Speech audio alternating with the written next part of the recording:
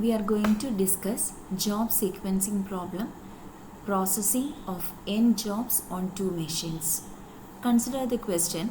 A book binder has one printing press, one binding machine and the manuscripts of 7 different books. The time required to perform the printing and binding operations for each book are shown below.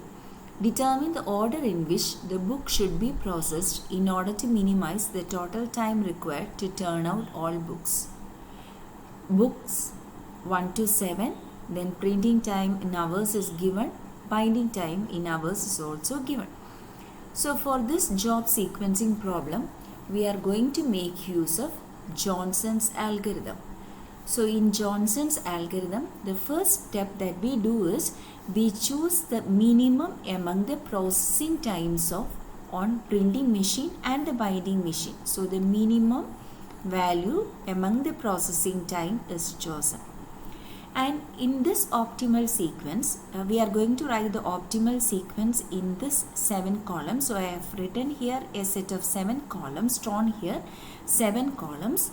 So I have chosen printing time to be A and binding time to be B. So A will be sequenced from left to right and B will be sequenced from right to left. And now let us choose the minimum among A and B. The minimum value is 15 and this is the printing time on machine 6 of book 6. So we have to sequence it first and therefore we write the manuscript or book 6 in the first position. And we cancel off this entire column. Now we again choose the minimum among the processing times that is given. The next minimum is 20. So 20 appears here. 20 appears here as well. So this 20 comes as a minimum printing time for book 1 and book 4. And since these two minimum values are the same, we look at the binding times as well.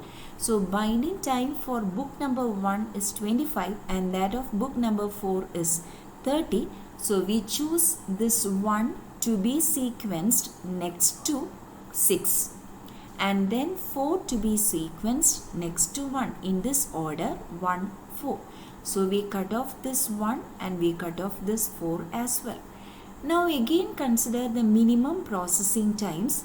The next minimum is 50 and this 50 is the binding time of book number 7 and therefore we cut this 7 and we write 7 as the last in the sequence. Since it comes as a binding time, so this is written as last in sequence. Now again we go for the minimum value. The next minimum is 60 and this is a binding time of book number 2 and therefore we write book number 2 as in sequence to the left of 7.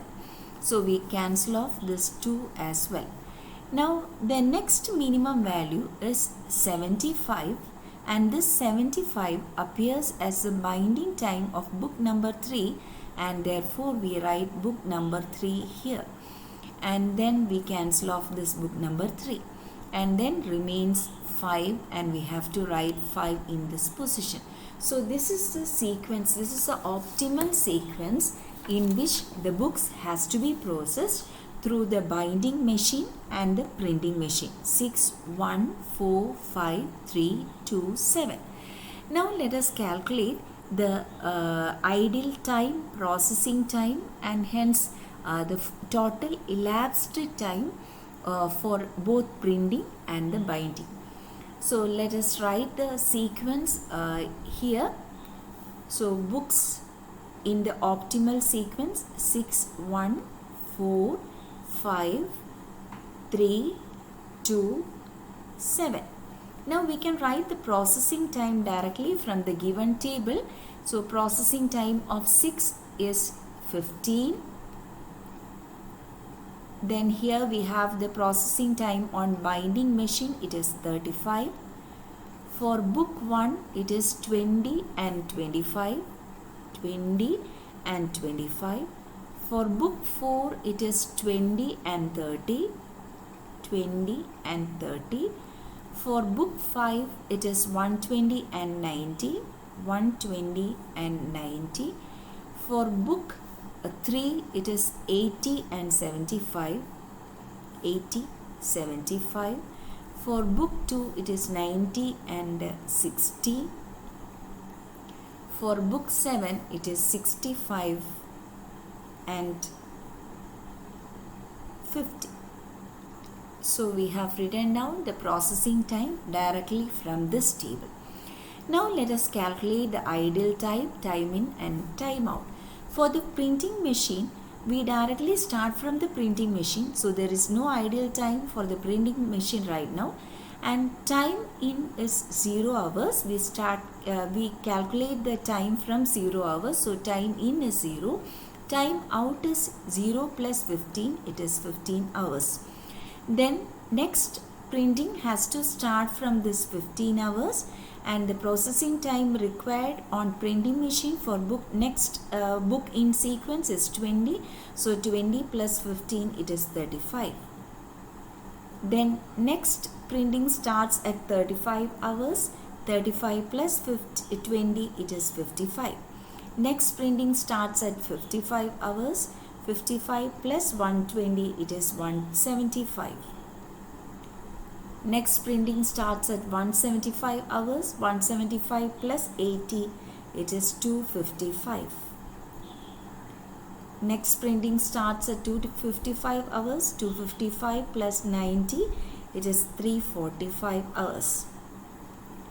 Then 345 at 345 hours the next printing starts, plus 65 it is 410 hours.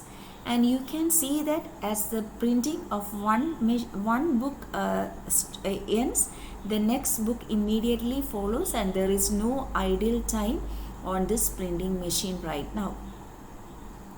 Now comes the case of binding machine.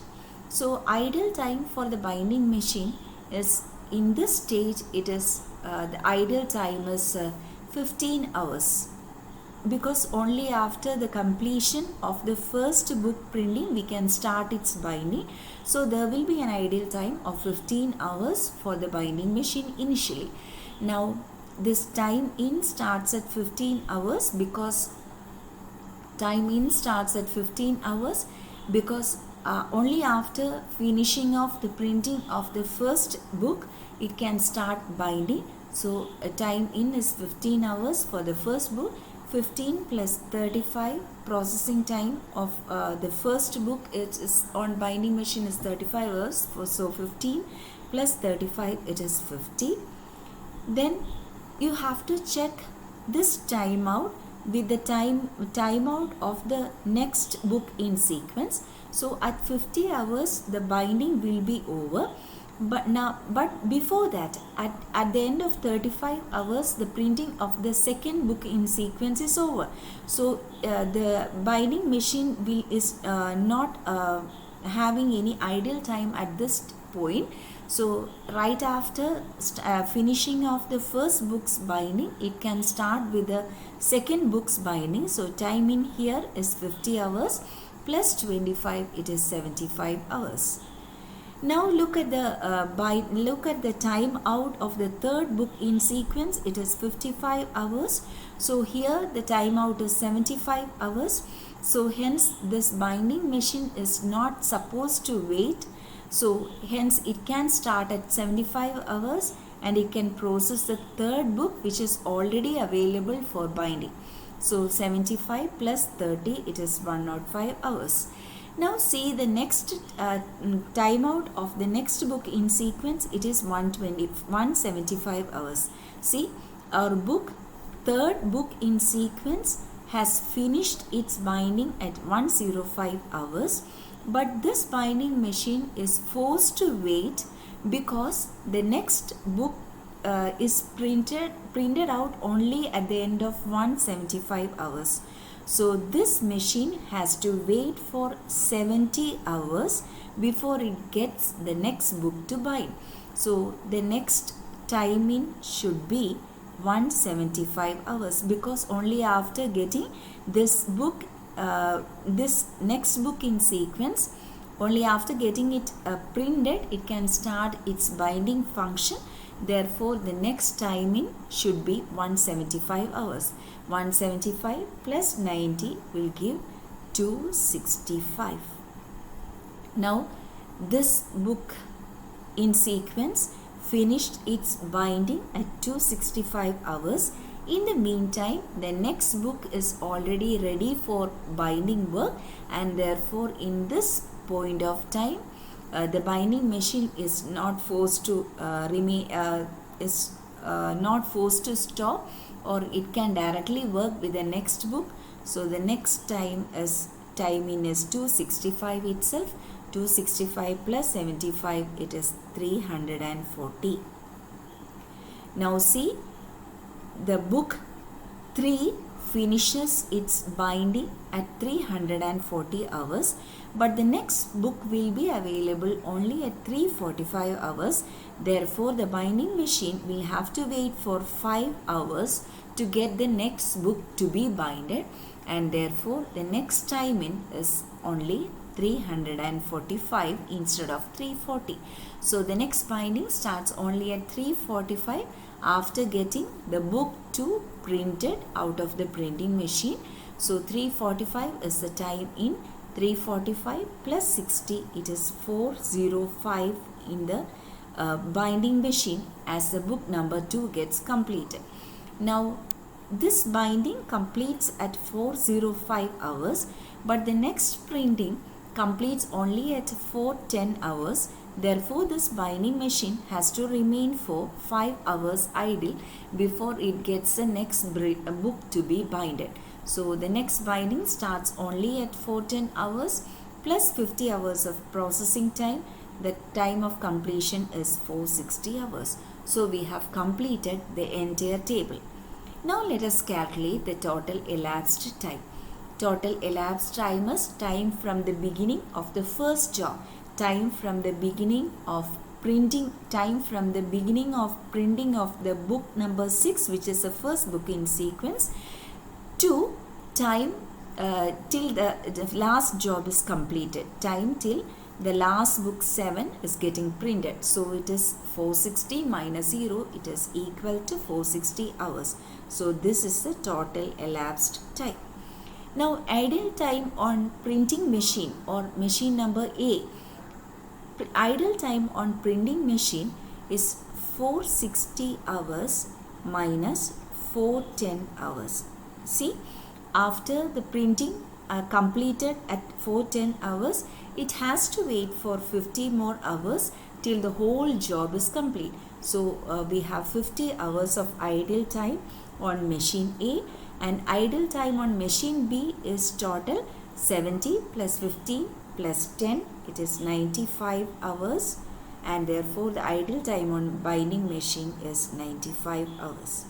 So this completes the job sequencing problem. We have calculated total elapsed time, idle time for both printing and binding machines. Thank you.